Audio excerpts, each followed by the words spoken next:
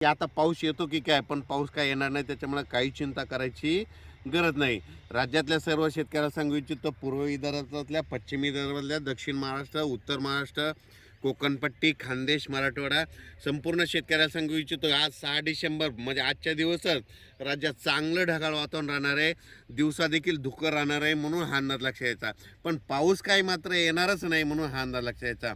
मग राज्यात थंडी कधी सुरू होणार आहे, तर राज्यातल्या सर्व शेतकऱ्याला सांगू इच्छितो की उद्या 7 डिसेंबरपासून राज्यात थंडी वाढण्यास सुरुवात होणार आहे. दिवसा देखील उत्तरेकडून वारं येत असल्यामुळं दिवसा देखील असं थंड झिलावा लागेल आणि दिवसा देखील स्वेटर घातलेले दिसतील म्हणून हा अंदाज लक्षात येतात.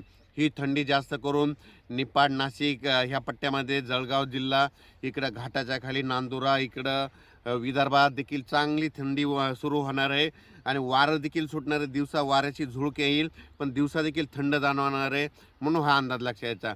मग राज्यातल्या सर्व शेतकऱ्याला सांगू इच्छितो की परत ऊसतोड कामगाराचे काल फोन आले, काही कर्नाटकच्या तूर काढणाऱ्यांचे फोन आले की आमच्याकडे ढगाळ वातावरण आहे, कर्नाटकला पाऊस येईल का.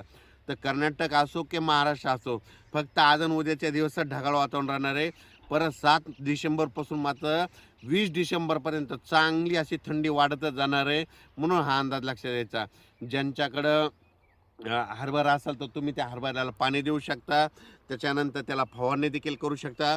कारण की वातावरणामध्ये धुकं असल्यामुळं त्याच्यामुळं फटका बसतो म्हणून वेलवर्गीयवाल्यासाठी आभाळ चांगलं असतं, ऊस उगवण्यासाठी आभाळ चांगलं असतं. पण जे फुलाव पिकं आलेले त्यांना मात्र त्या धुळीचा थोडा फटका बसतो म्हणून तुम्ही एक बुरशीनाशकाची फवारणी केली तर काही हरकत नाही. पण राज्यात मात्र सध्या सांगायचं झालं तर पूर्व विदर्भ, पश्चिम विदर्भ, दक्षिण महाराष्ट्र, उत्तर महाराष्ट्र, कोकणपट्टी, खानदेश सगळीकडं आता जवळपास आज आणि उद्याच्या दिवसात ढगाळ वातावरण राहणार आहे. असं वाटेल पाऊसच येतो की काय, पण पाऊस काही येणार नाही. म्हणजे उद्या 7 डिसेंबर 2025 पासून ते 20 डिसेंबरपर्यंत चांगली थंडीची लाट येणार आहे म्हणून हा अंदाज लक्षात यायचा. परत राज्यात पाऊस काही येणार नाही, ह्या डिसेंबरमध्ये देखील पाऊस येणार नाही म्हणून हा अंदाज सर्व शेतकऱ्यांनी लक्षात घ्यायचा. यावर्षी थंडी जास्त असल्यामुळं थंडीमध्ये एक गव्हाचं पीक, चण्याचं पीक हे चांगलं येऊ शकतं म्हणून हे एक माहिती असा म्हणून सांगत आहे. कोल्हापूर, सोलापूर, सांगली, सातारा, पुणे, अहिल्यानगर, इकडं नाशिक, निफाड ह्या पट्ट्यातल्या शेतकऱ्याचे फोन येत होते. द्राक्ष शेतकरी, डाळिंब शेतकरी, तर हे ढगाळ वातावरण किती दिवस आहे, ऊन पडणार आहे की नाही, तर त्यांच्यासाठी आनंदाची बातमी, उद्यापासून चांगलं सूर्यदर्शन होणार आहे. मग उद्यापासून सूर्यदर्शन झाल्याच्या नंतर चांगली थंडी देखील येणार आहे म्हणून हे लक्षात यायचं.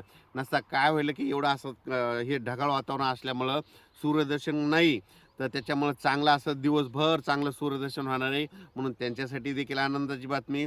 राज्यात मात्र पश्चिम महाराष्ट्रातल्या, उत्तर महाराष्ट्रातल्या शेतकऱ्याला सांगू इच्छितो की तुमच्याकडं आजच्या दिवस आणि उद्याच्या दिवसात ढगाळ वातावरण राहणार आहे.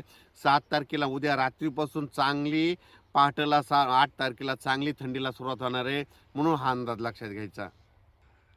राज्यात मात्र आज 6 डिसेंबर आणि उद्या 7 डिसेंबर 2025, आज आणि उद्याचे दिवस वातावरणात देखील धुकं राहणारं, धुळी राहणार आहे म्हणून तुम्ही तुमच्या फवारणी करण्याची गरज आहे म्हणून ही देखील सर्व शेतकऱ्यांनी अंदाज लक्षात घ्यायचा.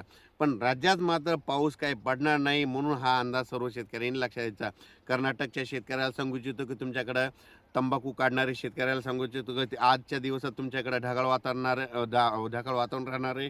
तेलंगणात देखील आजचे दिवस ढगाळ वातावरण राहणार आहे. त्याच्यानंतर आंध्र प्रदेशमध्ये आजच्या दिवस ढगाळ वातावरण राहणार आहे म्हणून हा अंदाज लक्षात घ्यायचा.